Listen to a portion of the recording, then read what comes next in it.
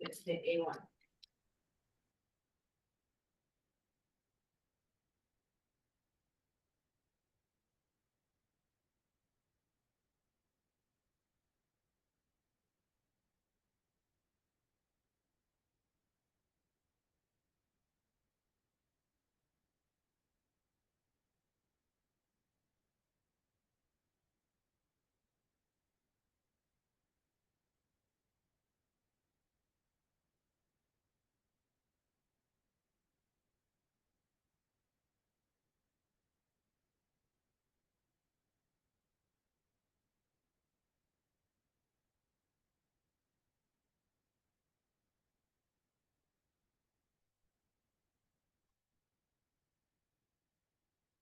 Good morning. We're going to get started in about 1, maybe 2 minutes, but we're going to need to get started. Got a big day for you. So about 1 long minute.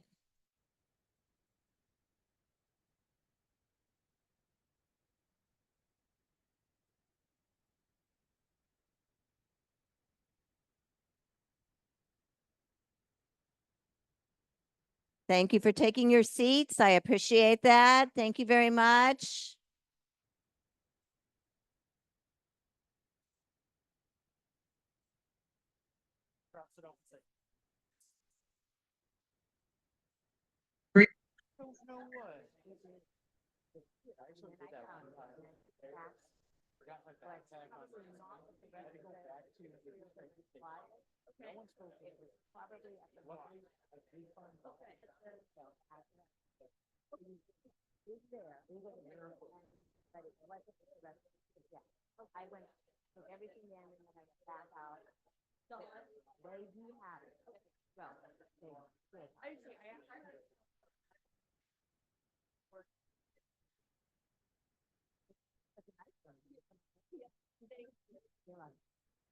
Very good. Well, very nice to see you all this morning.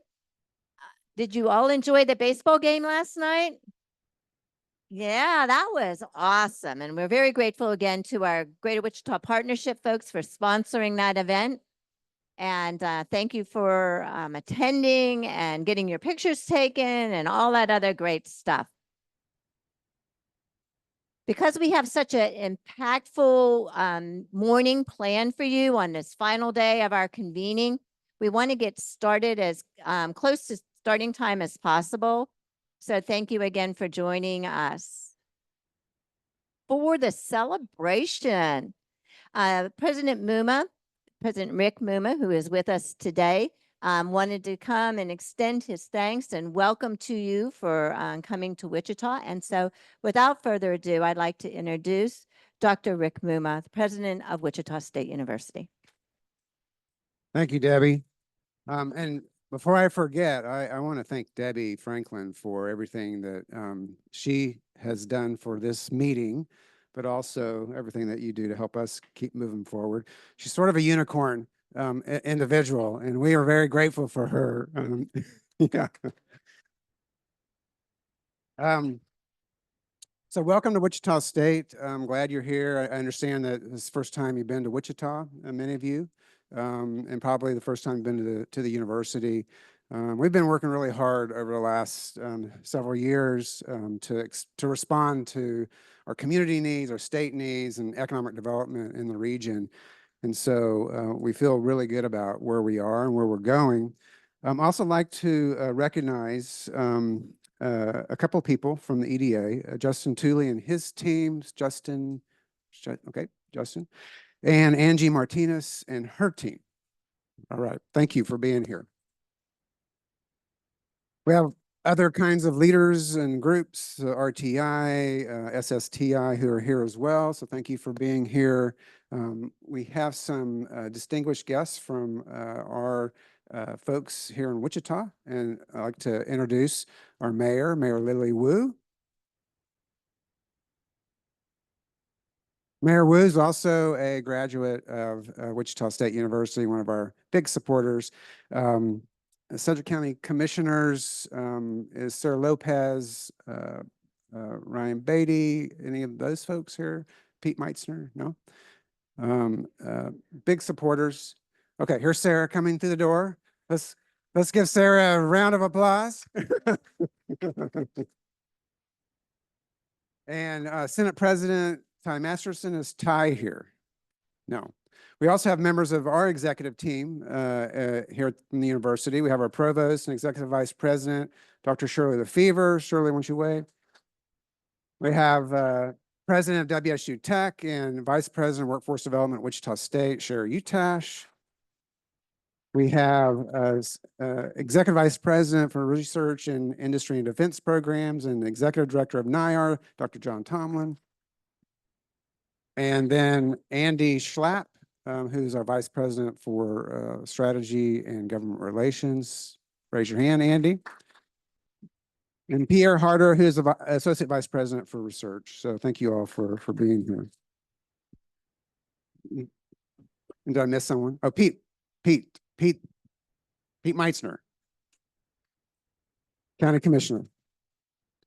I just want to say just really briefly the kind of university we are and how I talk about it. We're the state's only urban public research university.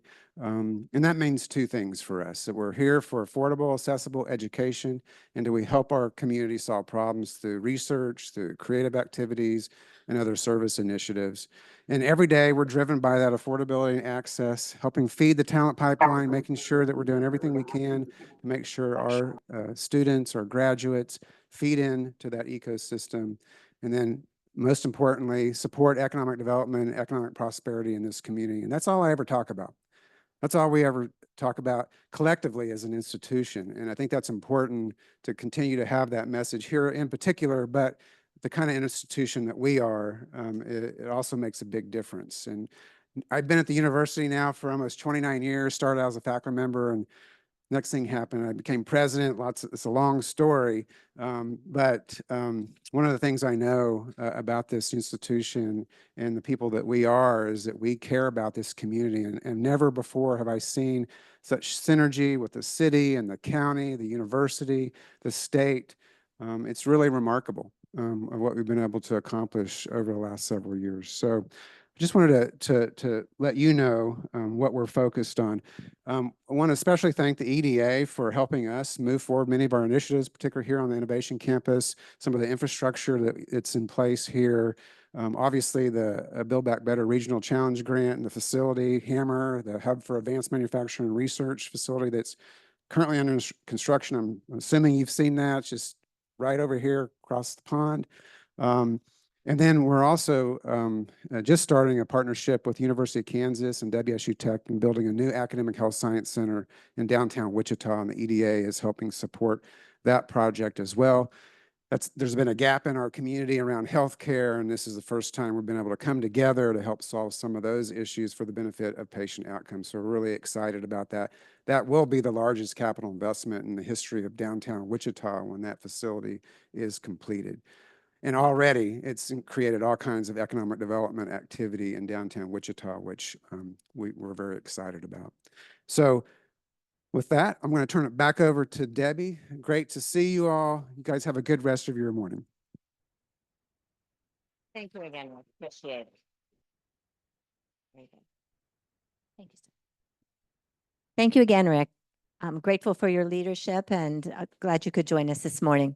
I am going to quickly pass this over to Miss Sarah Lawrence, and let's thank her. My gosh, she has tirelessly helped us put this together. We could not have done it without her guidance, leadership, and great wisdom on moving this forward. So, Sarah. Thank you. And we could not have done this without our team at RTI and SSTI and the incredible team here in Wichita.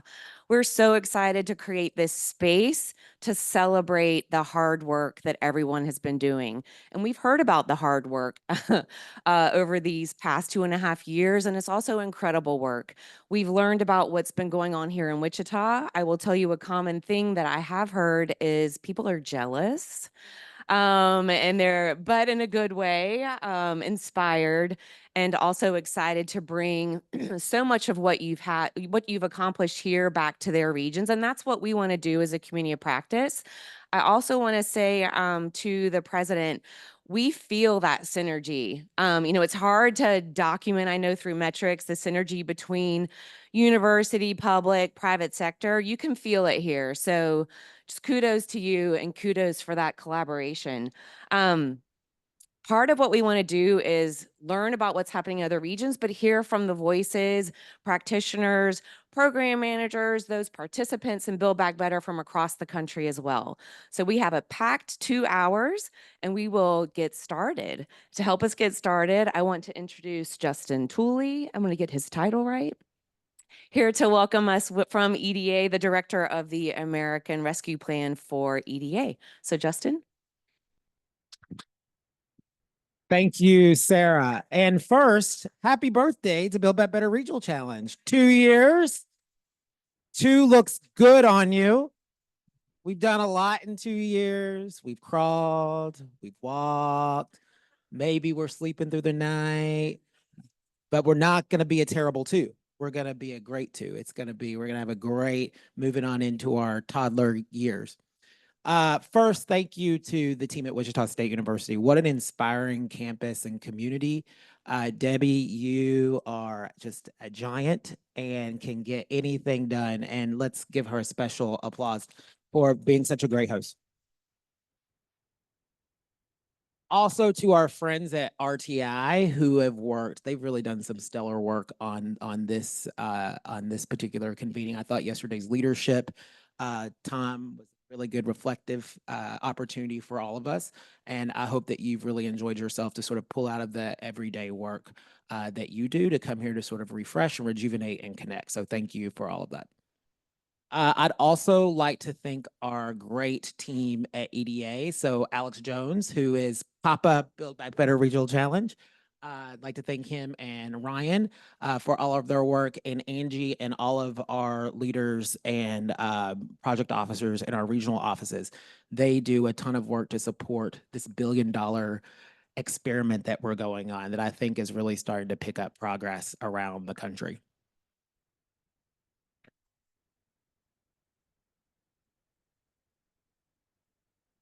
So lastly, I'm introducing a video. I have a very special leader that wants to say hello to you. Secretary Gina Raimondo is the Secretary of Commerce, and she was unable to be with us today in Wichita, but she wanted to extend some birthday love to each of you.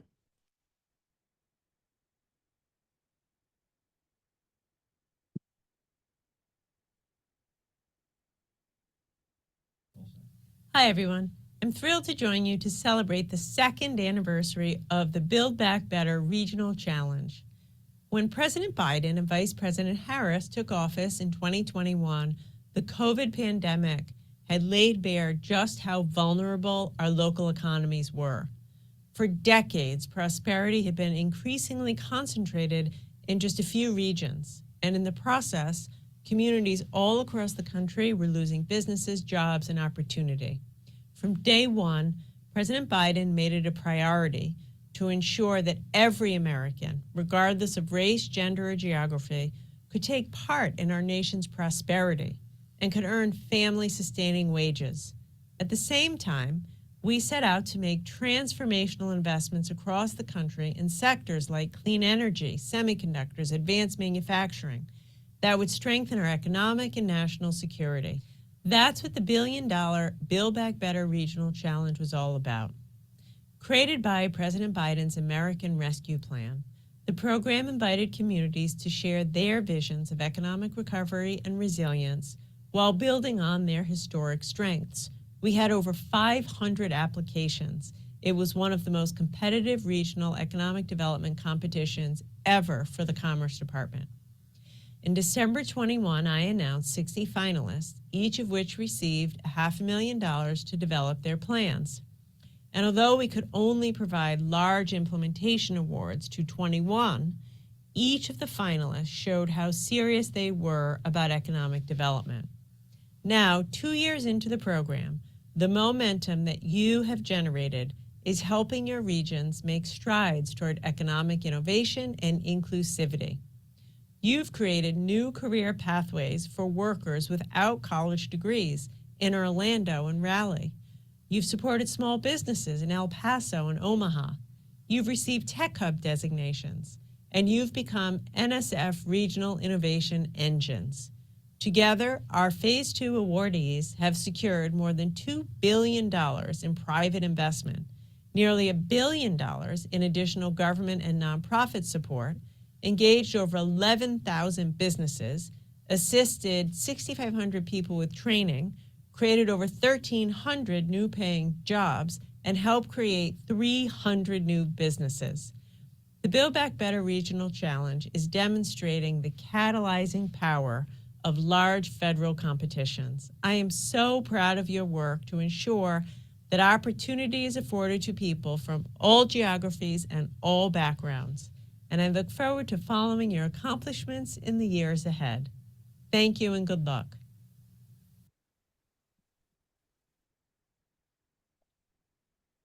Well, again, happy birthday. Thank you for all of your hard work. The work that you're doing in your individual communities inspires so much hope, from clean energy to biotechnology to aviation. These are the industries of the future, and they're going to help our country with its prosperity and then also with our broader security. So thank you so much, Sarah. I'll go back to you since you're the party coordinator. Check out that title on LinkedIn. Thank you, Justin. We are going to shift now to a panel where we're going to hear from program managers from around the country. So I would like to, excuse me. Oh, sorry, we're going to watch a video. I forgot about that video. Thank you, Jess. Let me take a moment I want to thank Pearl Sullivan, the community practice coordinator, who is doing all of the she's doing all the coordination. Yes. Jess Wilkinson, who has been thinking about and organizing this 2-hour celebration since July 1st, or that week anyway. So Jess, and then Aiden Pulaski for helping us get all of the AV straight. For those of you who've done these events, you know what it takes. It takes a village, and I want to make sure we're recognizing that. And Tiger Fawaz, who's new to our RTI family and new to this community, and we're excited to have him here. Okay, the video. As I mentioned before, we've learned so much here in Wichita, and we're excited to show you. We asked you all to submit us some videos about what's happening in your regions. And so we pulled those together, and we want to show you now, whichever direction you prefer to look, what you shared with us.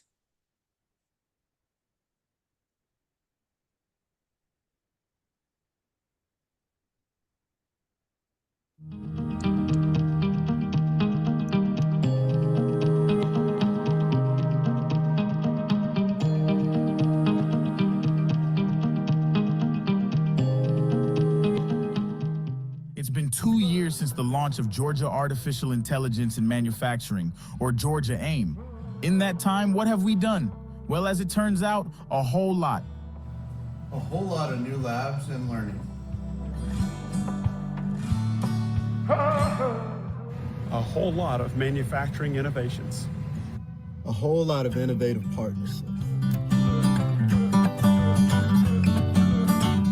Lots of workforce development programs. A whole lot of pilot projects. A whole lot of rural innovation.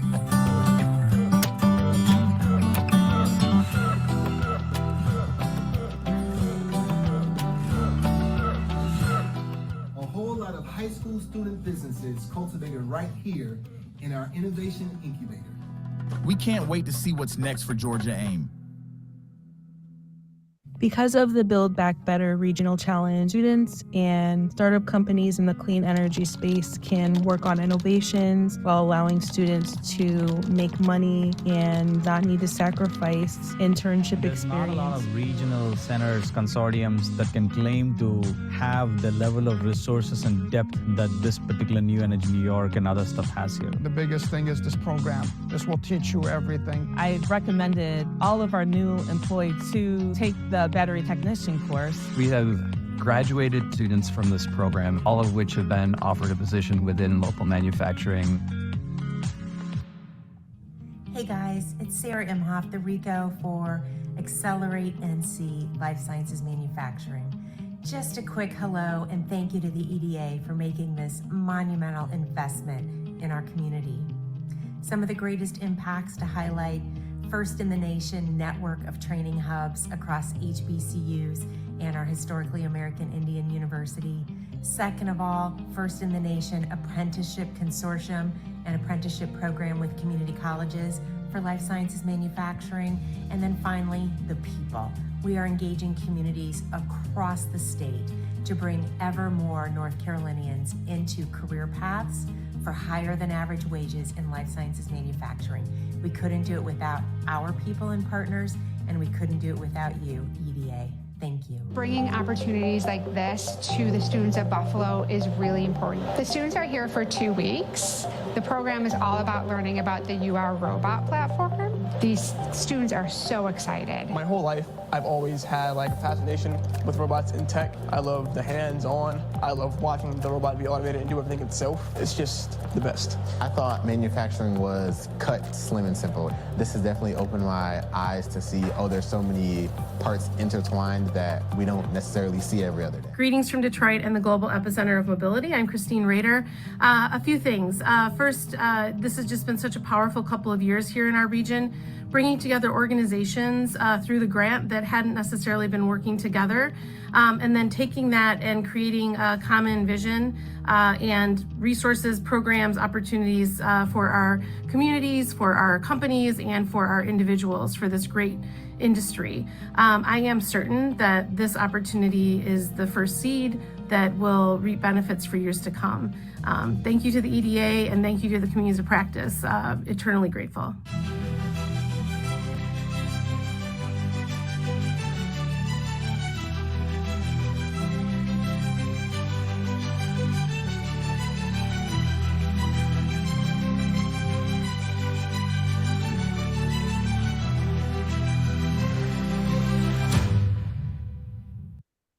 Heartland Robotics is a wonderful group of people working to advance robotics in the Heartland, and specifically in Nebraska.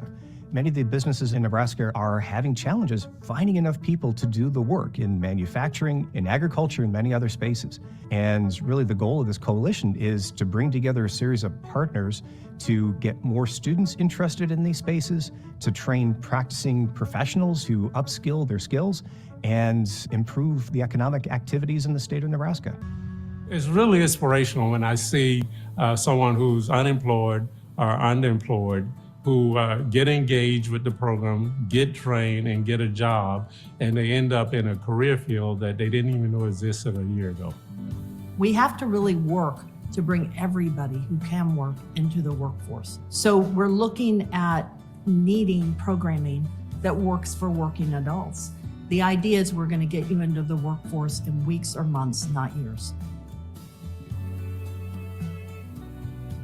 Hi, I'm Dr. Malone, a PhD candidate at UC Merced, partially funded by the Build Back Better plan, looking at how we can use compost application to support urban turfgrass fields like those used for soccer, to improve urban soil health, but also improve waste management streams by using compost instead of sending the waste that can be composted to landfills, and to have healthier urban soils that then might be able to use less irrigation or fertilizer and have a healthier urban system to support our communities. Hi, my name is Jennifer. I'm an F3 VISTA Fellow. My research focus is on soil health under long-term management and how disturbances like fallowing can impact soil carbon storage. My work addresses the needs of local farmers while contributing to the global efforts of carbon sequestration and climate change mitigation. Understanding carbon's fate in different managed systems is imperative as we move towards a carbon credit system, all while facing a decrease in availability in natural resources.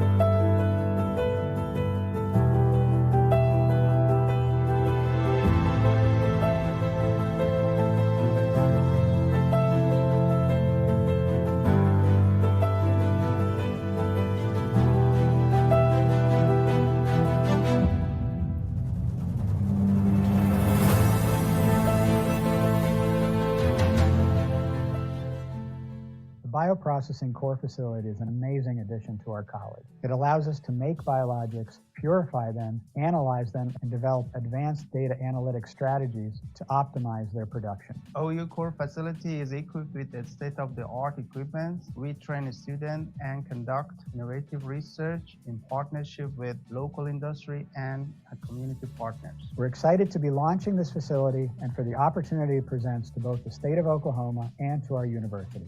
We're developing the technology to be able to regrow a rotator cuff. We're generating a retinal patch that can cure macular degeneration. They have 3D printed bone scaffolds already out. And that's going to be just the beginning.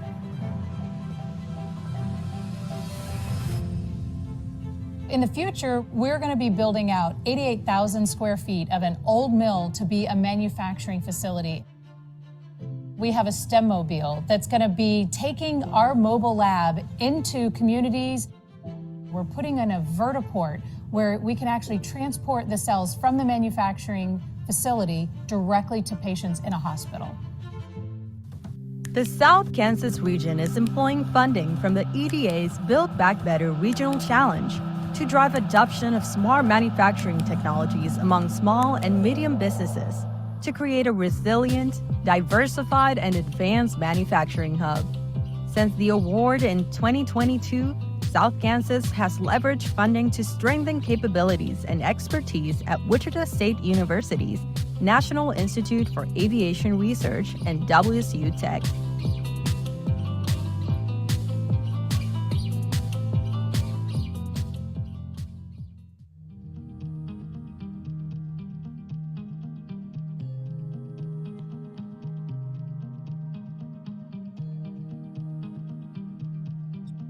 So just to be clear, when we first saw this video, those of us on the team maybe shed a tear.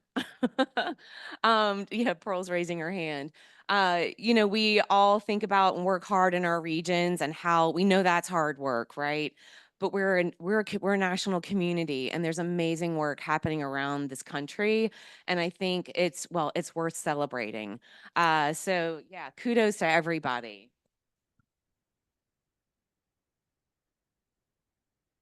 Now we will shift to the in-person panel. I'd like to introduce Angie Martinez, who is the regional director for the Denver regional office. I was looking over here, here you are, to moderate this panel of program managers across the country with different Build Back Better programs so that we can hear from these folks about what this has meant to them. Thank you so much. Good morning, everyone. That was inspiring, right? It really struck me how all the videos were focused on young people, and the work that you're doing is about the future of your communities, the future of our country. And those young people are going to be our future leaders and innovators. So that was really exciting to see. My name is Angie Martinez. I'm the regional director for the EDA Denver Regional Office. I have the honor and pleasure to work with Debbie and her team on the Build Back Better projects, also multiple other projects around campus and around the city. I also have the honor to work with 3 of the other coalitions, the Heartland Robotics Cluster in Nebraska, the Mountain Plains Coalition team that is not here with us, but I think they'll be on video, and the St. Louis Triangle, Tech Triangle. So with that, I want to invite our panelists to come up. So Lee, Salim, Kenya, and Angie, come on up, please. Awesome, yeah. You guys have mics? I'll pass it down. All right. So we're going to continue the celebration and continue this discussion of the things that you guys have been accomplishing over the past 2 years. And I want to start, Angie, since you're from the Denver region, we'll start with you. What are you most excited about to celebrate today about the work that you've accomplished over the last 2 years? Me? Yeah. Okay, I'm not from Denver. I know you're in the Denver region. Oh, okay. So I'm practicing in public. So,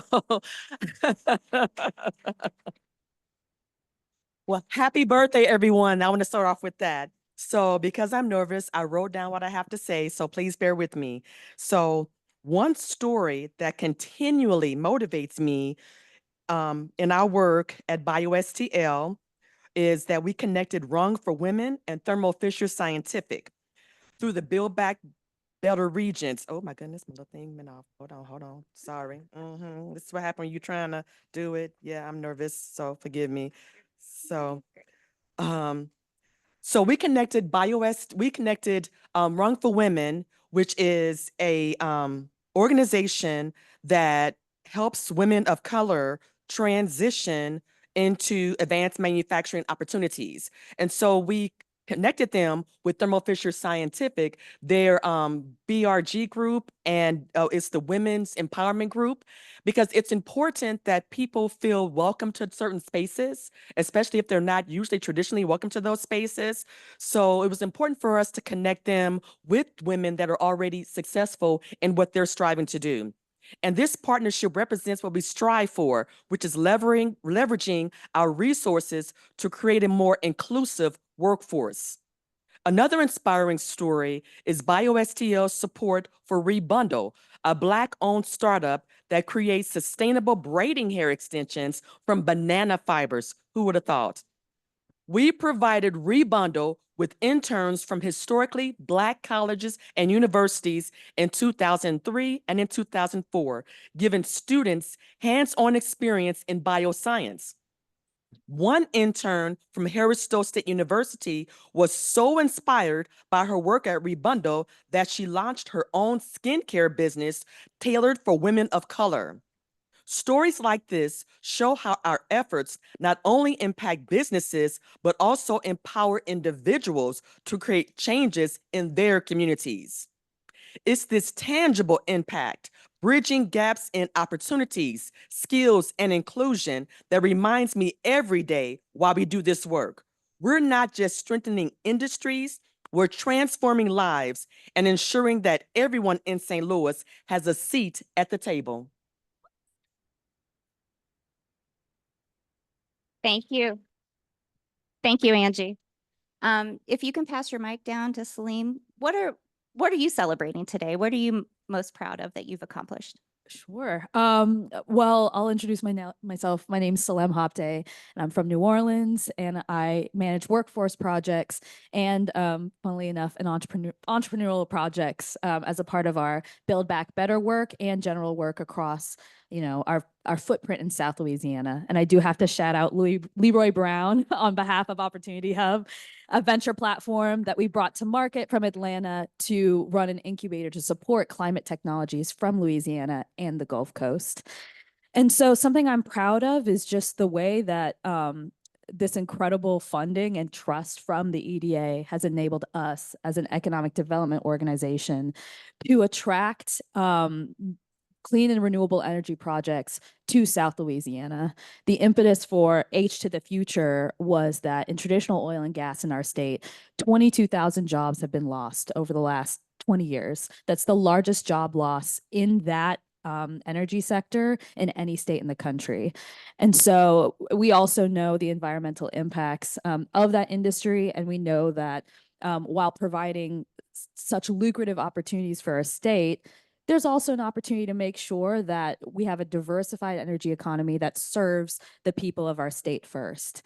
And so with that, since 2022, we and our regional economic development partners through this project have worked on $26 billion worth of energy projects that we've been able to attract to the state. And the average job salary count of that compilation of jobs is $77,000. And so we're really excited about that. And, with one of those attraction projects, First Solar came to our region, Lafayette, and they decided to open up a facility for solar panel manufacturing. That wouldn't have happened if we weren't already in close partnership with the University of Louisiana at Lafayette, really supporting their solar manufacturing facilities with this money, right? And so it enables us to bring projects to our region and sort of support the workforce that those companies need. That's the work I'm excited to continue with the help of the EDA. That's great. Good morning, everyone. I'm also practicing, so bear with me. So my name is Kenya Asbill, and I am from Atlanta, Georgia, and I'm part of the EDA team for the Russell Innovation Center for Entrepreneurs. We build Black business.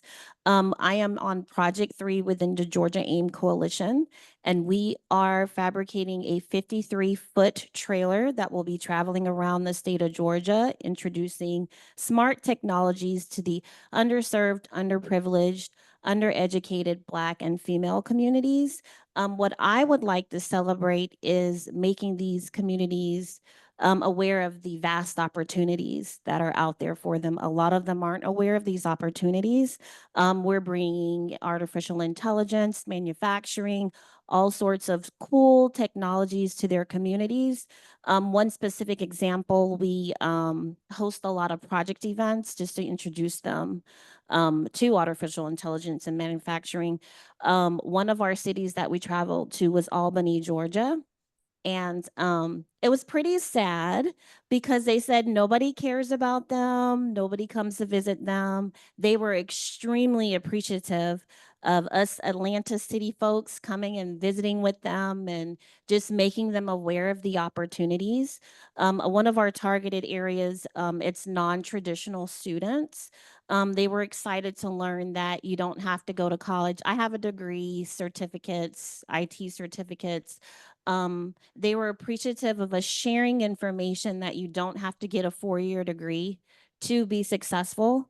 You don't have to travel outside of Albany to be successful. A lot of the southern smaller cities, they like to stay within their cities and stay with their families. So it was good for us to just let them know, make them aware that you can stay in Albany, you can stay in Macon, you can stay in middle Georgia, and pursue your dreams. So that's what I would like to celebrate, just letting those outside of the city of Atlanta know that there are many opportunities within their own communities. Thank you. And Lee? Wow, what a wonderful celebration. I'm so happy to focus on the positive. We call it fopping in my house rather than flopping. So it's so nice to celebrate with you all. My name's Lee Bernacki. I'm from the Fresno Merced Future of Food Innovation Initiative, which we thankfully rebranded to another acronym, F3, which means Farms Food Future Innovation Initiative. And we're from the Central Valley of California. We are the climate smart agri-food technology hub. Thank you, Wichita, of the world. We have several components. I want to highlight my wonderful colleagues. F3 Local has created a kitchen where people can make their own salsa, jam their own jam, and we are creating small vendor and food businesses that create the local culinary culture and keep that vibrant and everyone can access. Those are 2 kitchens in Fresno, thanks to EDA funding. My colleague Cody Jacobson at Merced College will be talking about the workforce development, but we completed a large survey. 11,000 farm workers told us, shocker, they don't want to grow up and be farm workers. They want to have opportunities, and they recognize that education is the pathway to success. So 80% of those farm workers highly value education, and Cody's going to talk about that certificate program that's changing the way community college education is handled in the state. We also have a wonderful 501c3. We've never had a nonprofit organization dedicated to commercialization in the region that is place-based, accessible, agnostic to different technologies, and really focus on inclusive excellence and inclusive innovation. So bringing together farm workers, farmers, industry, and the universities. And Priscilla Cupcake was here. I think she maybe had to catch a flight, but we're so excited to have stood that up and have a representative board. And lastly, on F3 Innovate, I work for University of California, Merced, the #1 school in the nation for social mobility. And that means that economically disadvantaged students finish their degrees and go on, and we're trying to help them retain, retrain, and have a good life like we do in Merced and Fresno. And I'll just highlight that EDA has provided a lot of high quality jobs at the universities through this funding. I have 51 faculty working together. Those of you who work at universities understand that's like 50 raccoons in a trash can, and they are getting along. And we are making progress on our research. And you saw just a couple of our graduate students. We have 30 students who will be the future ag tech leaders, and 150 graduate students or undergraduate students have gotten exposure to technology and agriculture and the possibility there. So thanks. That's awesome. You guys just aren't twiddling your thumbs, are you? Really getting the work done. You know, I know this work, you've accomplished a lot, and I know it's not easy and it's hard. And some days you're like, what are we doing? And usually it's those personal stories where you know you've impacted someone, or you've had an interaction with someone on your team that's really like been transformative. So I wonder if you could each talk about a story over the past 2 years that has motivated you and really like encouraged you to get up and keep doing it every day. Hi, again, Angie from BioSTL in St. Louis. I am very motivated by seeing others who come from historically excluded communities um, transition into the opportunities in St. Louis that are in bioscience, advanced manufacturing, healthcare, things of that nature. One thing that inspired me is we have an externship program that we do in St. Louis, and it's designed to help close the opportunity gap by exposing people from excluded populations to the opportunities that are actually in St. Louis right in their backyards. Number two, we help to close the skills gap. So let's say, yes, you see this great job at Thermo Fisher Scientific or wherever else, but you don't have the skill set for it. So we help close the skills gap by offering bio bootcamp training. The third thing that we do is, okay, now you see this job you like, you have the skills, but you don't quite fit in. So that's when we decided to added a mentoring piece to that. The reason why I mentioned that is because we did the pilot last year, and I was able to see students from people that look like me, for example, and they were able to go through this externship program for academic year for 9 months. And one lady got out and she was able to get a job at Bayer Pharmaceutical in St. Louis, which is huge because before that, she couldn't see herself there. So it's stories like that where I actually see the transition, where I knew the person before, like, the before and after pictures when people, do weight loss or whatever. That's what I like to see. I like to see that actually what we're doing is actually making a difference. There was one gentleman who spoke about your small victories, and that's what I focus on. I focus on the small victories and being genuine and seeing the genuine change.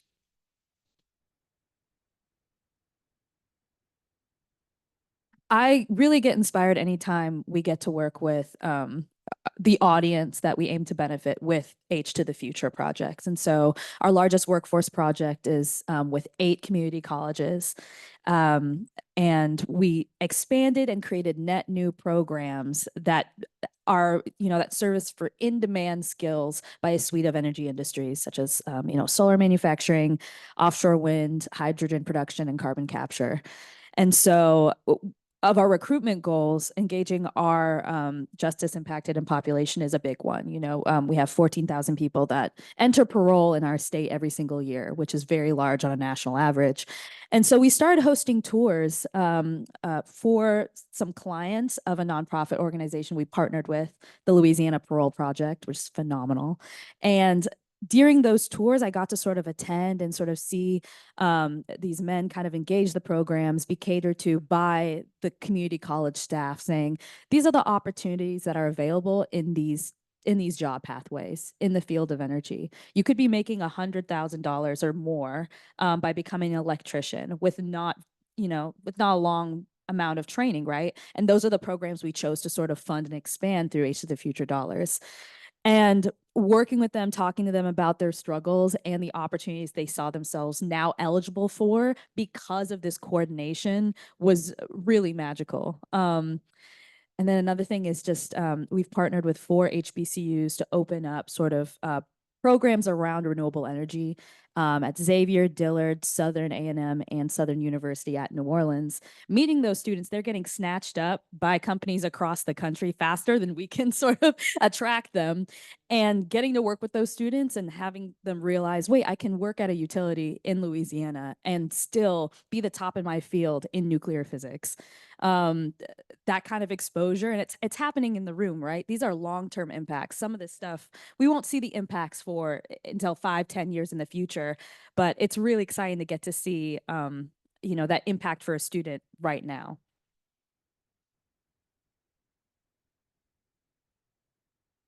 So I am a military brat. My dad was in the Air Force for many, many years. Traveling around the world, it would be me, the only Black girl in a lot of the gifted classes, the IT classes.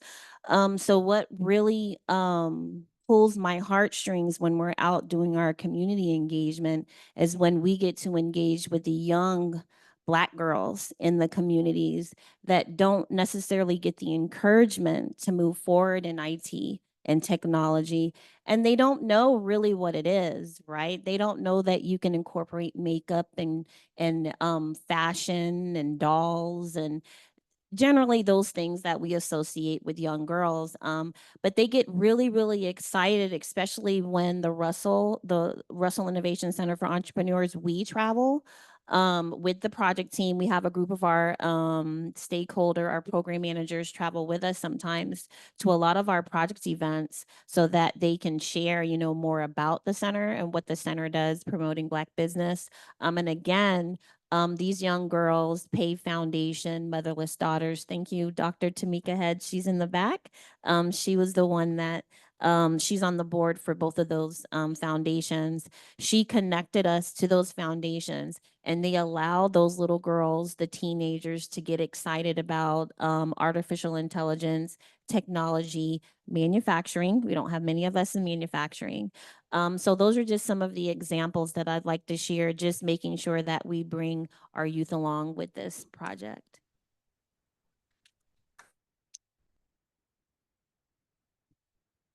I'm excited to share from an academic perspective, one of my favorite books, Innovation in Real Places. And in it, it says, get out of the way, universities, support the individuals, the agents of real innovation. So I, of course, thought of one of my favorite agents of innovation. His name Adav Gupta. He's a immigrant from India, grew up in Bakersfield, started working for me at 17, teaching robotics to middle school students. Then he's like, you know what's cool? Drones. Let's teach them drones. Everyone has to fly. So imagine middle schoolers flying in front of their peers. Then he became an ag innovation specialist when EDA funded F3. And so he came up with curriculum for autonomous driving of a robot about the size of the tables that you have.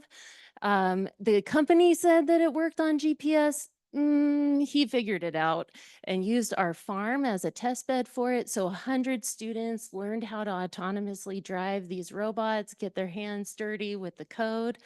And then he's since interned with the company, Farm NG has these Amiga robots. They loved him so much, they hired him. He was late coming back to school, and he's finishing up his last semester at UC Merced with a computer science and engineering degree and wants to start a company using those robots to service ag fields and gather data to do data-driven decision making. And he said he wants to hire UC Merced grads. So I think there's 1,000 Aravs out there, and we just need to support them and create opportunities and pathways. But the thing I learned from Adav is it takes time. That's been a number of years working together, and it takes a lot of support. So looking forward to continuing to support people like that. Very cool. Thank you. So it's clear hearing your stories that the work that you're doing is building a foundation, and it is going to go beyond this grant, years and years. So as the final question, I would love for each of you to talk about what is like the one piece of what you're working on that you most hope is preserved well into the future. Thank you so much for that question. What I hope is preserved in the St. Louis metropolitan statistical area is the inclusion of the people from the historically excluded communities, that they be included at the table. Because a lot of these innovations and facilities are being built in those communities. When I say those, I mean mine. I'm from a distressed area in St. Louis.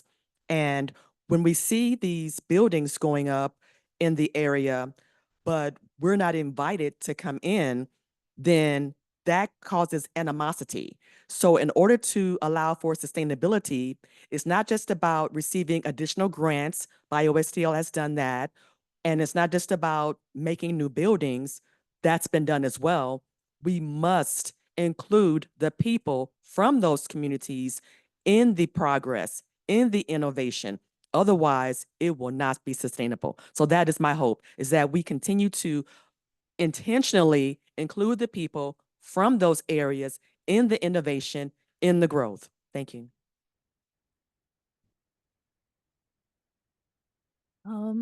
It's similar to what you said, Angie. I think, I have so much thanks to give to not just the EDA, but the EPA and the DOE for creating national language around community benefits. I think that has changed the way I show up at the table with some really ambitious companies in fields like direct air capture or carbon capture, and how they choose to engage with Louisianians and how they plan to sort of engage people around like what's the risk, the potential risk or lack of risk of the work we're doing in your state, in your neighborhood. What are the workforce opportunities, and communicating that? That's stuff that organizations have been doing for years in our state, but it's so awesome that now it's the standard for any partnership project between a private company and a federal agency. That is just, I hope that lasts, right? I hope that language lasts. And then also, just as far as our work as an EDO, I hope we continue to sort of sharpen up our playbook in attracting renewable and clean energy to the region by bringing together our workforce partners, our universities, which are top notch, our community colleges, in the way that this project has encouraged us to do. We're not swimming in our own lanes now. We're sort of coordinating efforts and making sure we're contributing our unique competency and bringing that to the table. I'm very confident that that will last beyond 2027.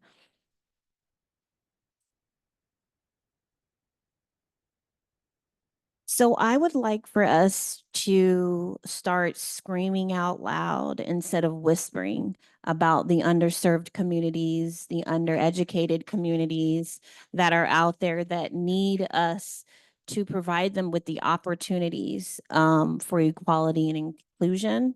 I'd like for us to continue to do that. Let's stop whispering and just screaming at the top of our lungs.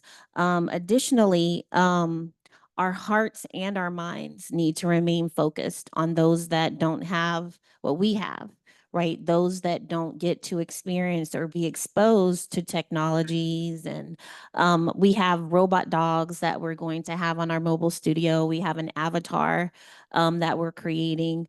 And we take advantage a lot of times of these things because we're, interacting with them teams every day. But there are people out there that have never seen these types of technologies and have limited exposure to them. So I hope we continue to share what we get the privilege of being exposed to with these communities. And I know that EDA and Georgia AIM and Donna, thank you, will continue to do that for the future.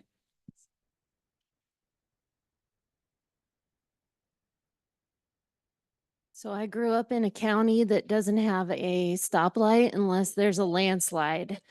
And we have a little bit of a chip on our shoulder because of that rural nature and a lack of resources. And people kind of make fun of us, like, you're in California, why do you have a Southern accent?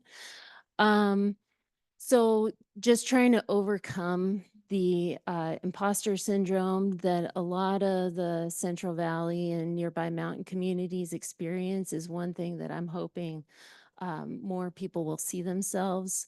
We're adopting an entrepreneurial mindset, which means that if we don't invent it, it won't exist.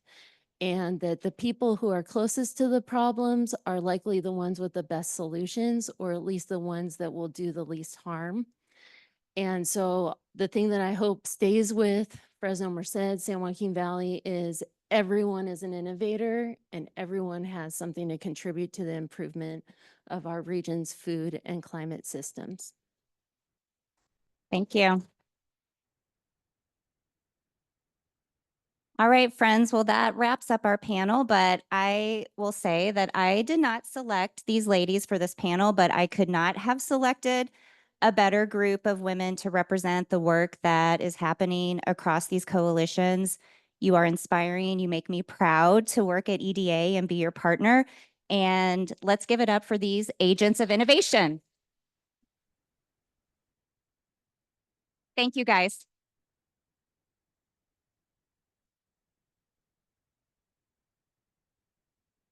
Agents of innovation. I like that. I love that. Thank you so much, Angie, Kenya, Salam. That was incredible. Yes. Thank you, Debbie. We are excited to continue to hear voices from around the region, around the country, representing different regions and representing different aspects of the work that is underway. So next, we know that everyone could not be here, unfortunately, in Wichita. So we are going to transition to a virtual panel. So this will all be on Zoom on the screens. And as we do that, to hear from people who are participating in programs, Build Back Better programs from across the country. So to get us started on that, I want to introduce you all to Jess Wilkinson. As I mentioned, has been working on this 2-hour celebration moment for several months. And so want to turn it over to you to get us going on this panel. Thanks, Sarah. I really don't have much to add except that was fantastic. I'm so excited to be here and to be here with you all and to be celebrating. I'm just going to pass it on to Ryan Zamaripa, who is the program manager for the Build Back Better Regional Challenge. We've got our panelists on the line. You can see them on the 2 screens, and just for the folks who are on the screen who probably can't see the room, you've got a room full of program managers and RICOs and folks from EDA who are really excited to hear from y'all's experiences and how this program has shaped and transformed your regions and your communities and lives. So with that, Ryan, I will pass it to you. Thank you for that, Jess. Am I coming in okay? I guess. Yes. I can't see anyone nodding, so that wasn't a good question. Well, good morning, everyone. As Jess said, my name is Ryan Zamaripa, and I am a program manager for the Build Back Better Regional Challenge here at the Economic Development Administration. And a big thanks to everyone who's in Wichita for joining us and for everyone who is on the line joining us virtually. So when people ask me what I like about working here at EDA, I mention pretty much every time how great it is to be able to get out into the communities and meet the people whose lives are impacted through the projects that we fund. In Washington, we can oftentimes become very obsessed with data and figures, that we forget that there are families and communities behind every statistic that we publish. So it's within this context that we wanted to host this panel and speak with folks across the country who are building back better, and just show how impactful these projects can be.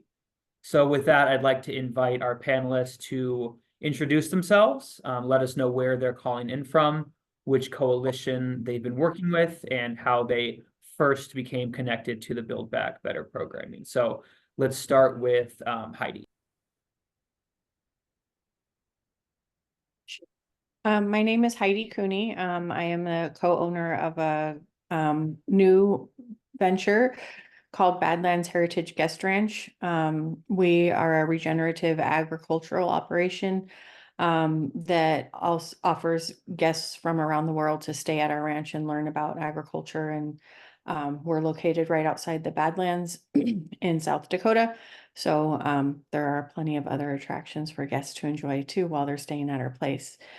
We were able to recently purchase this business just actually a little less than a year ago through a loan we received from the Mountain Plains Regional Native CDFI Coalition's Revolving Loan Fund. That group was a recipient of a Build Back Better award a couple of years ago. Excellent. Thank you, Heidi. Robert, you're up next. Hi, thank you.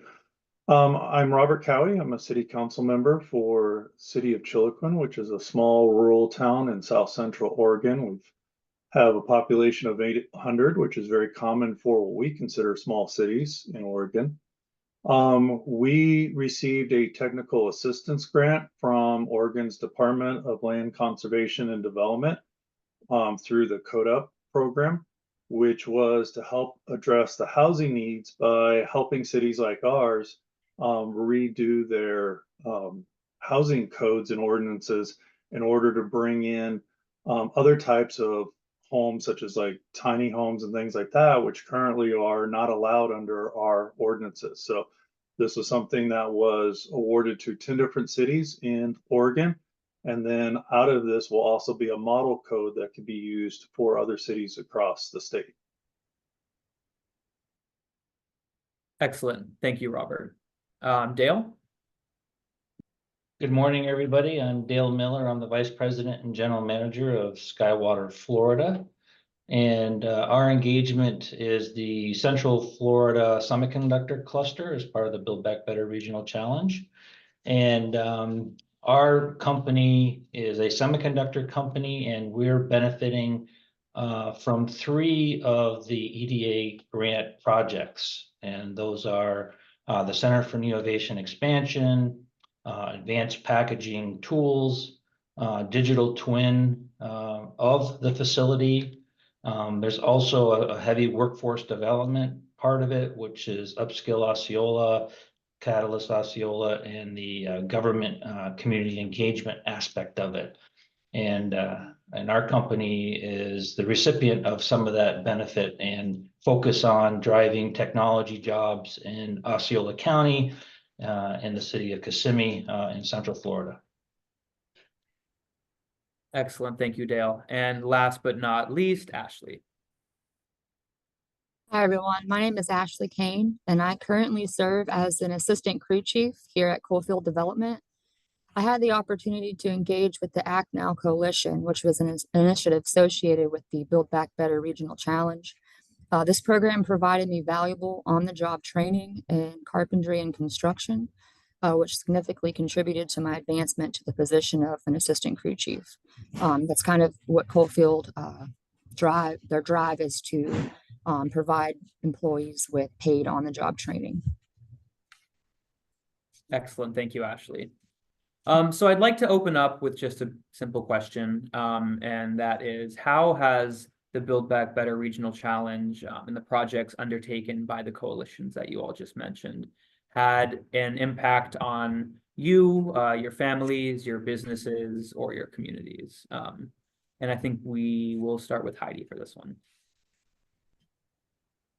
Sure. So I think we wouldn't be where we are today without having access to patient and flexible capital through Native CDFIs. It has had a huge impact on our family. We are a family-run business. I would say, for us, it allowed us to kind of carry out a dream. We had an idea, and the Native CDFIs we worked with that are managing the revolving loan fund really kind of got behind us and believed in our idea and our dream just as much as we did. And that has made all the difference in the world. We've gotten to do something that we wanted to do for a couple of years, but didn't have the resources to really make it happen. And in the process, we've been able to move back to the area where my husband's originally from. We live on the Pine Ridge Indian Reservation. And we're hoping also that, you know, just being here and having a business in this area will have, you know, greater impacts on the community as well. Excellent. That's great to hear. Thank you, Heidi. Dale, do you want to jump in? How has this impacted you? Sure. So as I mentioned, the Central Florida Coalition cluster is made up of 6 focus areas, and 3 of those focus areas are directly influencing our business. We are the operator of the Center for Innovation within Kissimmee, Florida, and one of the key projects is to finish the facilitization of that facility such that we can bring it to its full capability, in addition to some additional tools that will allow us to provide technology solutions within our industry. And then the aspect of that will drive additional technology jobs within Central Florida. And what's been very beneficial to us is that in addition to the EDA focus on bringing this capability to bear in Central Florida, it is also focused on workforce development and creating the skills and giving people the opportunity to change their career path should they choose to do so, and have an opportunity to maybe get a higher paying technology job through that skill transformation. So those are the key aspects that we've been benefiting from. Excellent. Robert, can you speak a little bit to how the CODA project is changing your community? Yeah, absolutely. So housing across Oregon, as I'm sure it is many places in the country, is a huge challenge. Not enough homes, prices going up because of that fact. So we were starting to receive a lot of requests from citizens who were wanting to do things like tiny homes or other types of residential construction that wasn't currently allowed. And we're a very small town. We have only 2.5 employees in our city admin. So this is a monumental task for us to go through our code, which a lot of it is literally notes on paper of changes that had occurred over the years. So just going through and taking all that and doing all the research was something that would have just taken years for us to do, or to go out and hire someone. We just didn't have the funds to do that. So the Code Up was actually part of a much larger program that the state was using money from the government for, federal government for, in the mass timber. Our governor's office realized that across the state, they needed to address this as a whole problem. So looking at building materials such as the mass timber, things that would be low cost, easy to use, and fire resistant, which is really important in the state. But then also recognizing that so many of the small towns like ours didn't have the ability to easily, quickly go through and do their code. So this allowed, once we applied and received this technical assistance, what happened was the DLCD group brought in some outside consultants that worked with each of the 10 cities like ours, going through all of their code, figuring out what needed to be done, and then coming back to the cities with the recommendations and changes. And then, as I mentioned earlier, out of this will also come a model code that the other cities across the state will also be able to look at and adopt or utilize in changing their code. So this has allowed us to move very quickly in doing work we needed to do to help with the housing shortage in our area. Great. Thank you, Robert. And Ashley, I'd love to hear about your journey with Act Now. So throughout my duration at Coalfield Development, the benefits from the Act Now Coalition, I've significantly advanced my skills and knowledge. It includes proficiency in blueprint reading and drafting, framing, layout, interpretation, proper tool handling, door fixture and hardware installation, concrete finishing, drywall installation, and there's so many more that I could name. Those are mainly the most key points. Additionally, I've also engaged in leadership training. I am currently a board member for a nonprofit organization dedicated to raising funds for Ukrainian refugees. And all these experiences reflect the comprehensive exposure that I've had and received as an employee here at Coalfield Development. Now in this role as an assistant crew chief, I'm responsible for guiding and instructing others within a construction setting, which positively impacts both their professional growth and the community. That's great to hear. Thank you all. I'd like to allow any of you to jump in for this next one. So are there any differences in how the coalitions have approached economic development in your communities compared to prior initiatives that you can think of? And has anything that they've done stood out to you as unique or innovative? And I'm happy to call on. Yeah, Dale, go ahead. Yeah, I'd like to just comment on, I think one of the benefits and the power of this grant has been the coalition aspect of the grant itself, bringing various talents and knowledge to the table, and the willingness to work together to solve problems is very powerful. And that's definitely been represented in the Build Back the Semiconductor one in Central Florida. We've seen that across many different ways. So one of them has been to understand the ecosystem of the technologies in Central Florida and how they can partner better going forward. That obviously has ramifications to workforce development and job growth as you do that, and how you can support one another.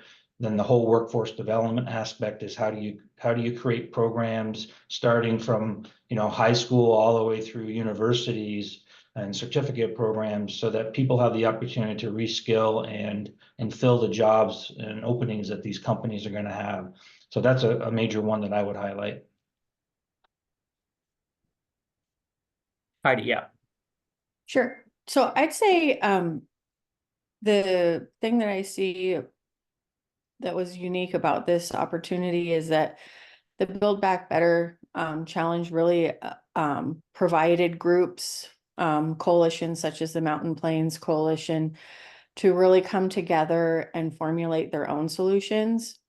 These are, people working in their communities, understanding the unique differences within Native communities, and really understanding what they need themselves to create opportunity for their community members.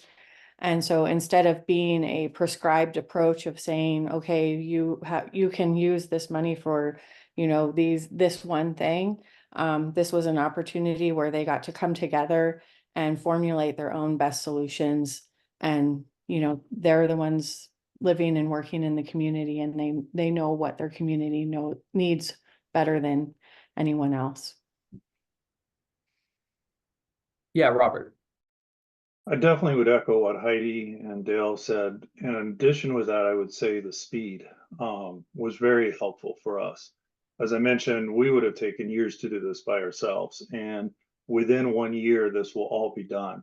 And to me, in the short time I've been in the government world, coming from corporate world, this is very unique. I mean, I'm used to corporate where you make a decision, you got the money, and boom, you go.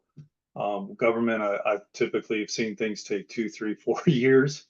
In some cases even longer, and this was phenomenal of how quick it happened and occurred, and we're almost done with it, and it's exciting. And that's also one of the things I keep seeing as we work for grants at both state and federal level, is that the process is starting to become easier and easier, which is definitely needed. When you're talking about a small rural town like ours, we don't have the resources, and in fact, a lot of times it's volunteers who are stepping up to try to understand the language around a grant, figure out how it can actually be used for the community, and then putting that together, that application. So the more that things like this program can be expanded, make things simple and easy and more readily available. And as Heidi was mentioning, really allowing the local communities who know what they need to be able to achieve it. Excellent, thank you. Ashley, did you want to jump in? Yes. So the experiences and opportunities afforded by these programs, They've really offered diverse perspectives, and they are very nurturing for personal and professional development. And that's one thing that Coalfield Development really strives for. We hire a lot of people with barriers to their employment, whether it is previous coal miners, recovering drug addicts, people with a criminal background. And we try to train them and get them to further their education to where when they leave here, they are able to find better employment. So this has allowed us to expand our company, and we are able to hire a lot more individuals to help them go through this program. Excellent. That's music to my ears. Thank you for sharing that. I'd like to also open up a question for anyone to jump in. What does success look like at the end of the period of this grant? What will you consider, your community to have fully benefited from the Build Back Better Regional Challenge by 2027?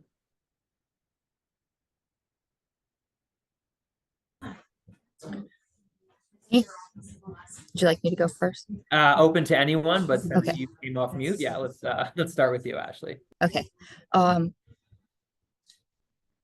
Is it okay if I go next? I just had a little moment. Yes, of course. Okay. Of course. Dale, go ahead. I can go. So success from my perspective is that we take full advantage, or we have taken full advantage of this public-private partnership engagement model. We've created a new technology-based business opportunity that will generate new jobs for the community locally here. And for those that maybe want to take make a career change, there's an opportunity to do something different. Maybe it's higher paying opportunity to support their families. And that the coalition continues beyond the grant period. I think that'll be a key aspect to this, is that we have some really good momentum, and there's a start and end date with the grant. But then what does it become after that? And I would say, success would be is that it takes a life of its own and continues to prosper beyond the grant period. Excellent. Robert? Yeah, I'll say for our community, it'll literally be our ordinances and housing codes will be brought into the modern century, that our residents will now have the flexibility and freedom to take advantage of the newer types of housing, newer types of construction, and then we'll start to address the housing shortage, not only in our community, but that again, through this model code, that many of the cities will be able to quickly move and again, knock off one of the problems facing housing in Oregon. Ashley, you ready, or should we jump to Ashley? Okay. Yes. So I think this is very, very, thinking of the word here,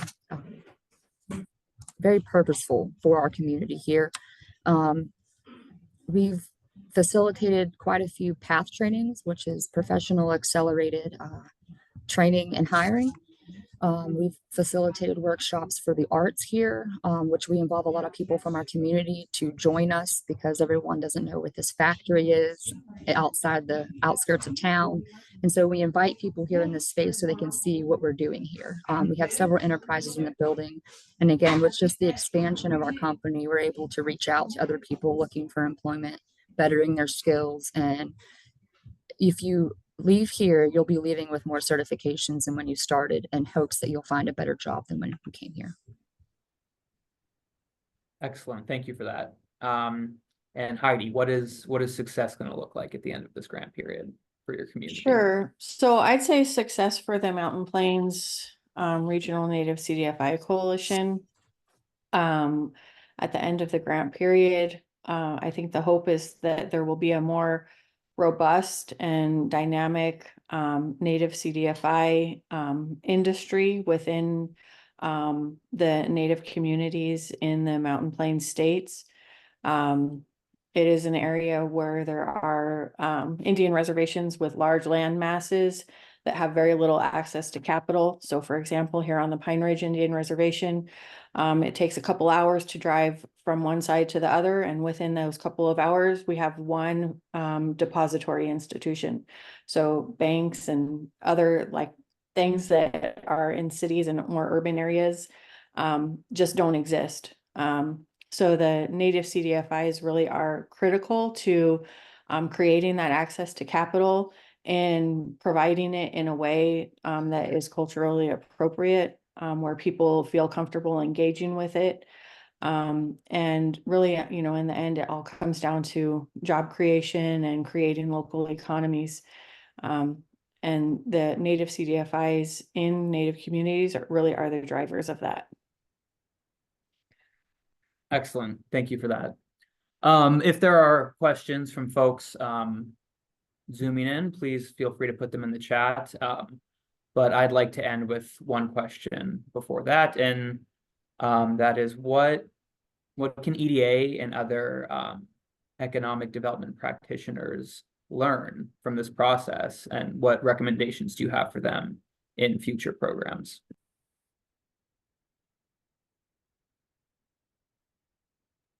Can be as narrow or as specific as you like, and I will call on folks if no one wants to jump in. Robert, go ahead. So I'll deviate a little bit and kind of come back to something I said earlier, and that is making programs simple and easy. Keep in mind that when you're talking about rural towns, when you're talking about small communities, there's not a lot of resources there. And so it starts with, first of all, making it easy to find where grants and funding is available. So oftentimes an idea is formed, we're going to fund this, and the money is spread across multiple agencies, and we've got to go look across a lot of different things to find where are the different funding. And then the next challenge is understanding how that money can be used or not used, all the different elements around it. And then lastly, putting your application together. And as I've said earlier, it's getting easier, but there's still a long ways to go to make it. You know, in Oregon, I keep hearing from organizations like our Department of Transportation that many cities like ours won't even go after grants because they feel it's a monumental challenge to do it. And then they're afraid that even if they get the dollars, that they can't execute on it with some of the strings and things that are attached around it. So just working on making these programs easier and keeping in mind the challenges that rural towns and cities have. Yeah, I would definitely echo that. I think that, you know, the Mountain Plains Coalition serves a lot of rural communities, very rural, very remote. Some of the organizations within the coalition may only have, you know, a 2-person staff. So this was a unique opportunity where they all got to come together and kind of join forces and share resources and stuff like that. But it, again, like some of the federal grant opportunities just seem so overwhelming to smaller, more rural areas where they have fewer staff, fewer resources to pull from, and just working on making those programs more easily accessible. And I don't know, for the rural communities that have fewer resources is definitely would be a bonus. Dale, go ahead. Yeah, definitely, you know, echo Robert and Heidi's comments, but I'll zero in a little bit on the tactics of the execution side of the grants. You know, I think Robert said it well, you know, speed is important to the areas as so that they can execute and move. Things that get dragged out, people start to lose interest and they get distracted by other things. So speed will always be important. The other thing I would say is the mechanics of how the grant is administrated is another key thing that I think should continue to be assessed for its flexibility and nimbleness, because every region's grant and what they're focusing on can be very different. And so one shoe may not fit all, right? So that flexibility, I think, becomes important. I would also state that the findings this year during our grant activity in Central Florida, I found that the process has been fairly flexible and and adjusting to the nuances of what we're doing in Central Florida versus say another region. So I would encourage that to continue and continue to assess the standards by which the grants are administered.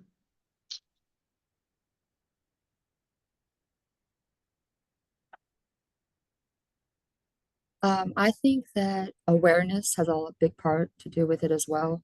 Some people just don't know that there's money out there that they can retrieve. So a lot of what we do is keep the entrepreneurial mindset in mind. And that's what we believe in here. We have a program that will help guide people and provide a certain amount of money to help start up your business. And that's just something that we do here, but to branch out into the area also, that awareness, just let people know that there is money out there and the steps to try and get it. Excellent. Thank you all. That's good advice for us to take back as well. Well, I think that wraps up our panel. So I want to give a big thank you again to the 4 of you who joined, and I will turn it back over to Jess or Pearl. Thanks again. Ryan.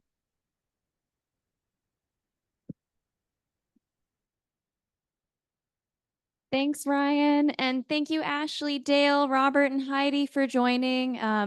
It was so wonderful to hear your stories. You can't hear everyone clapping, but everyone here is clapping.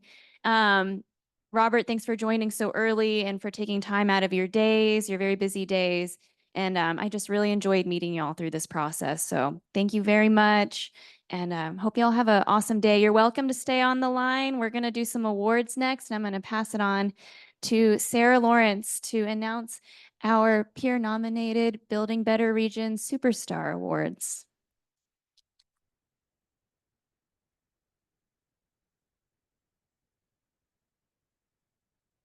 I mean, been waiting for this for 2.5 years. No, how fun. I never get to announce superstars in my day job. Thank you everybody for joining virtually. Thanks again to everybody here and present, and another shout out to our technical team, Pearl, Jess, Tiger, Aiden. It's a lot to do a hybrid event. So just want to thank everybody for doing that. I'm going to be honest in practice. I've been told to stall for 2 minutes so we can get all of this straight. I'm a terrible joke teller, so I'm not going to go that route. How about, does anybody want to shout out one word? I'm going to pick up on our awesome moderator, Christine from, what day was that? Tuesday afternoon. Anybody want to shout out one word that's coming to mind? Let's make it a positive one, if you don't mind. As you've kind of learned and heard from all of these amazing folks around the country. Impressed. Thank you, Keith. Energized, impactful. Wow, I like that one. I like that one. Inspiring. Ecosystem.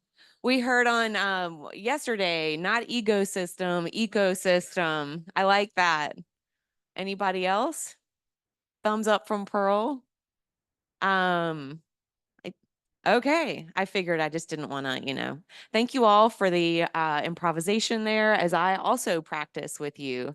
So we are so excited to announce Superstar Awards. These are awards we asked you all, who from your region that you would like to spotlight in terms of who's just doing a fantastic job. We don't get to see the people behind the work as much as we would like to. And so these are all peer nominated. So folks in your region nominated you. And let's just go ahead and get going. I'm going to go through all of these. And so it'll be fun to learn from everyone and celebrate these amazing individuals. First up, if you're in the room, please stand up so we can get you your award. First up, we'd like to celebrate Sarah Smith from Osceola County. Sarah is getting the award for infectious enthusiasm and proactive leader. Her enthusiastic and proactive leadership within our coalition is the reason why our coalition is already a success. Thank you, Sarah. Thank you. All right. Next up, this is a mix because some folks are virtual as well. Next up is Karen Asevs, founder and CEO of Arkin Strategies from F3. We've heard from her colleagues. Karen is getting the Obstacle Hurdler and Relationship Gardener Award. Karen is not only a leader in the design and success of the proposal, but has continued to overcome obstacle after obstacle to create a pathway to prosperity for farm workers. Thank you, Karen, for all you do for our country. All right, next up, Dr. Manju Bhatt, Dean of College of Arts and Sciences, Business and Education at Winston-Salem State University, North Carolina. And he is getting the Enthusiasm Spreader and Outreach Extraordinaire Award. Dr. Bhatt has done a ton of outreach in his community, including engaging council members and other community leaders to build and support for their training program. Thank you, Dr. Bhatt. Next up, we have Chuck Easley. Chuck, if you're in the room, please stand up. Chuck is with Georgia AIM, and he is getting the Humble and Steadfast Opener of Opportunities and Umbrellas Award. That is an awesome title. Chuck is working tirelessly throughout the state to achieve the project's goals of connecting underserved communities to supply chain technologies and training. It should be noted that while juggling these various projects, Chuck remains steadfast and humble. Thank you, Chuck, for all you do. I'm excited about this award, Debbie Franklin.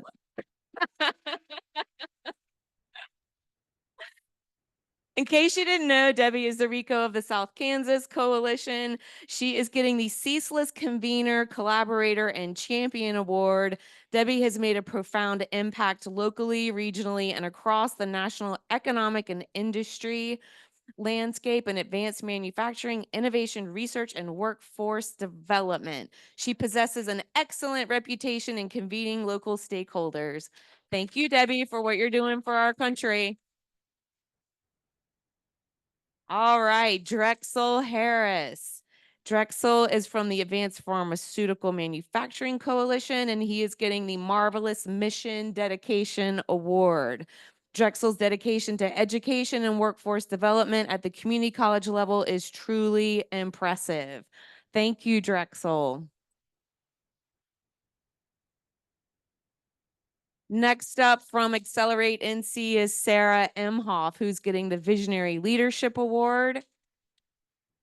Sarah's vision and leadership for the entire coalition kept us on the path forward while celebrating successes and striving for continuous improvement.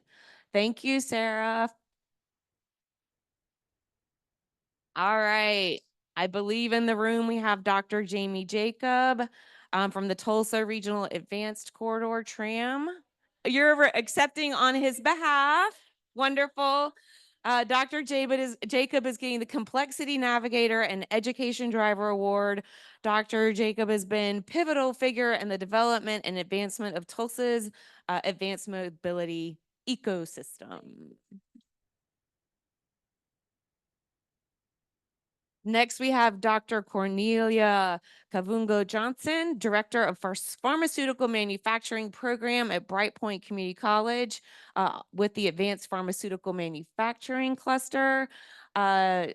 Kavungo Johnson is getting the Visionary Leader Committed to Student Success Award.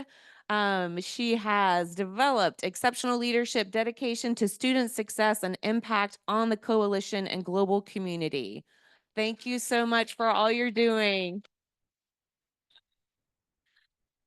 Next from Accelerate NC, we have Monica Lassiter is getting the Tireless Creative and Personal Touch Award. Monica works tirelessly to promote the program, and she looks for creative opportunities to ensure the students who apply for the program are recognized.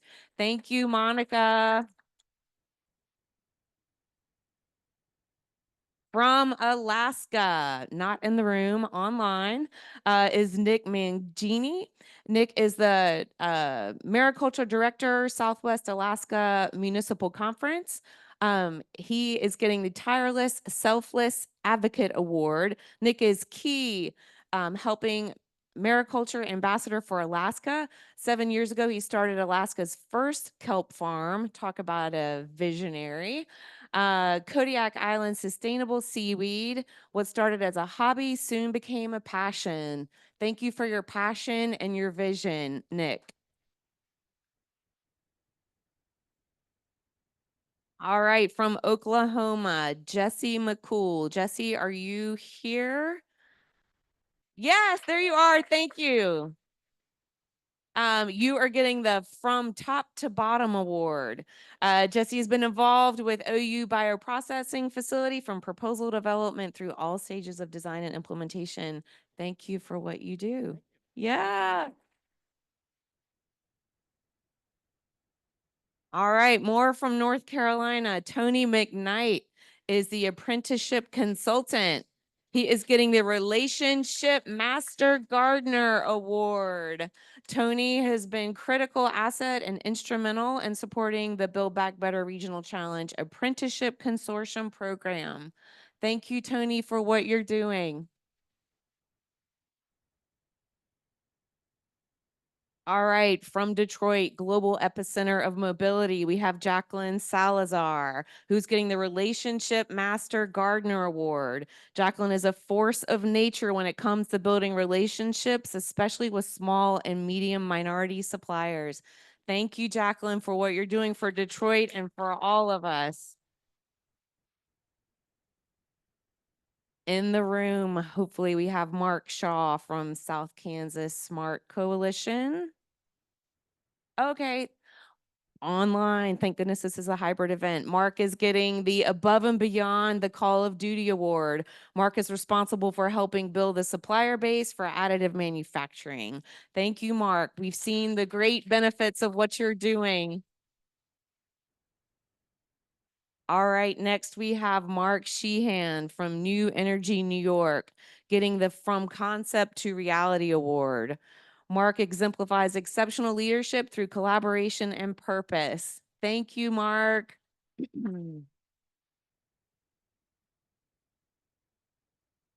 All right, again from Accelerate NC, Lisa Smelser is getting the Above and Beyond Award. Lisa is someone who embodies the mission of Accelerate NC. She signs up for every opportunity, and we appreciate you, Lisa.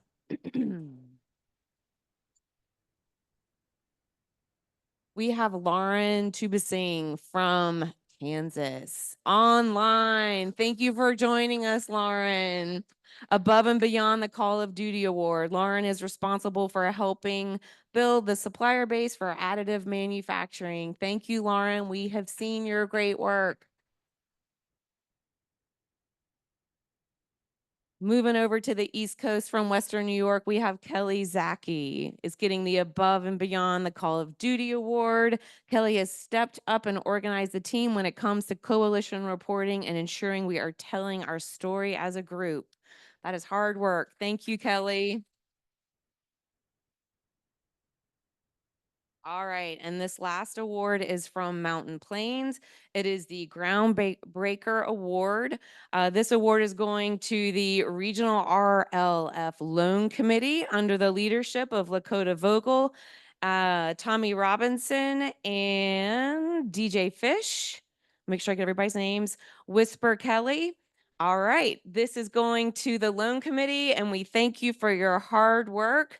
This coalition has launched the groundbreaking Regional Native Revolving Loan Fund, the RLF, as a national model, leveraging peer-to-peer learning as a key strategy to build lending capacity while restoring regional indigenous economies. Thank you for the great work you're doing in the Mountain Plains. Well, that was fun. That was fun. Yeah. Anybody want to shout out anyone else that's in the room or online? Just because we're in that mode. Yay! Thank you, Mark. Thank you. I appreciate that. Well, we thank you all very, very much for joining in this celebration. We have a little bit more to go.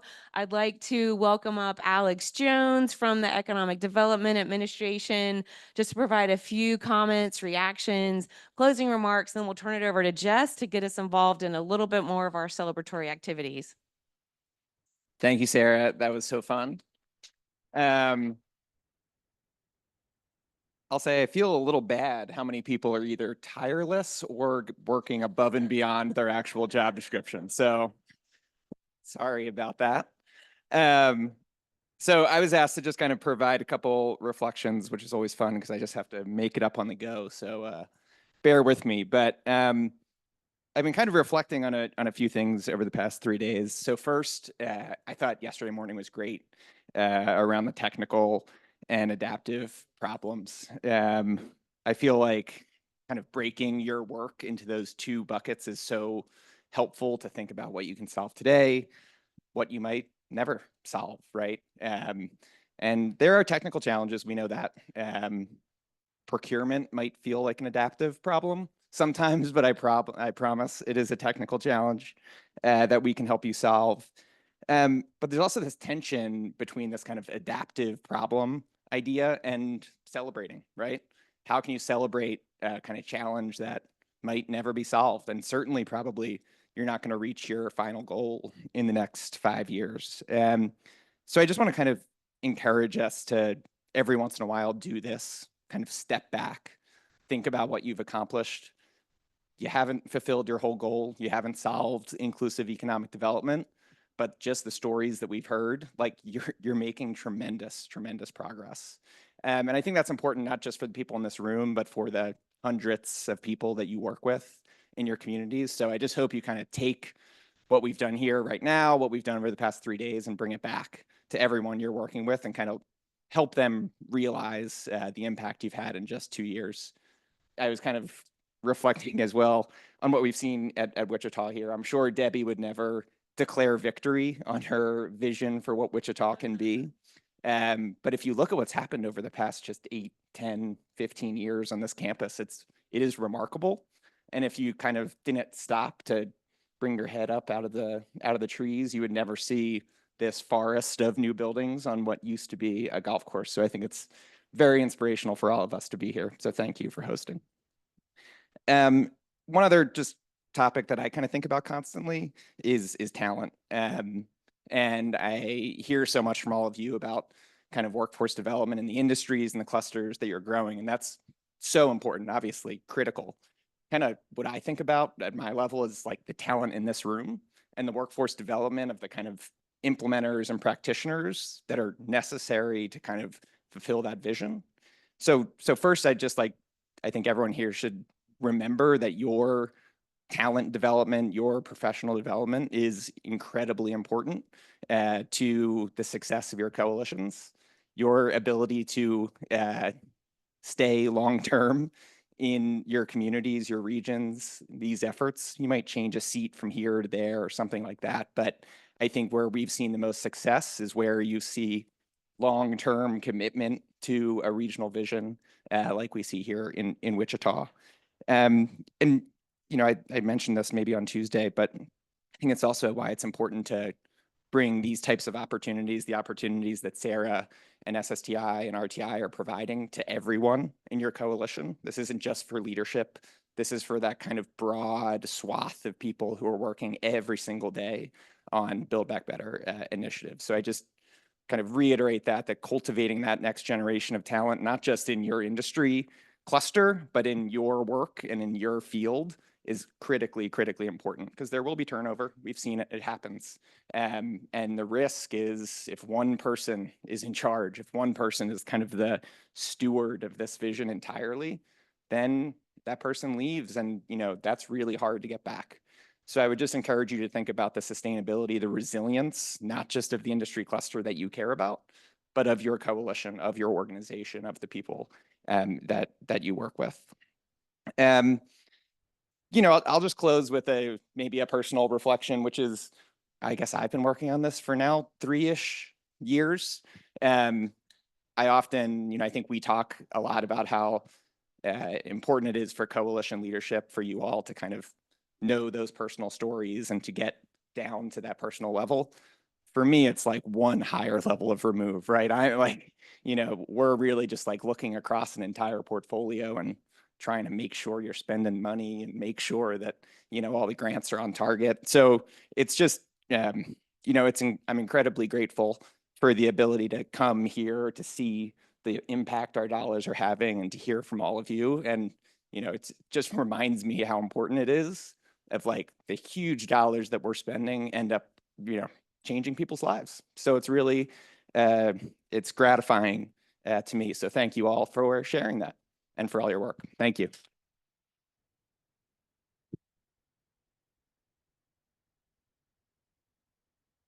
Yes.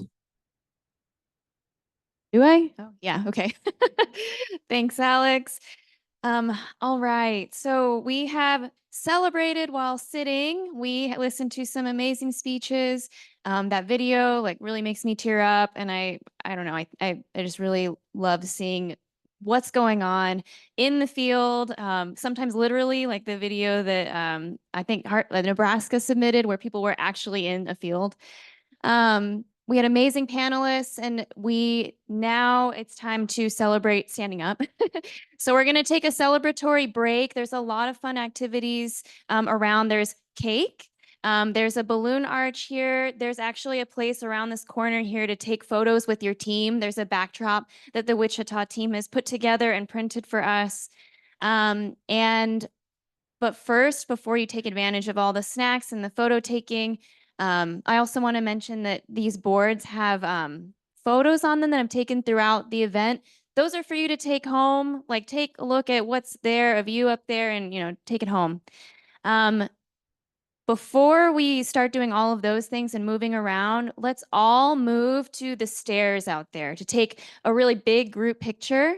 We'll do that for about 5 minutes, and then we'll set everyone free to celebrate in their own way. And then we'll be back here. Oh, thank you. Then we'll be back here at 11. And for everyone on the Zoom, thank you so much for joining us. We wish you were in the room with us together. I think we had about 60 people on the line at one point in time. And so, you know, we were here together, but we also had friends online. Thanks to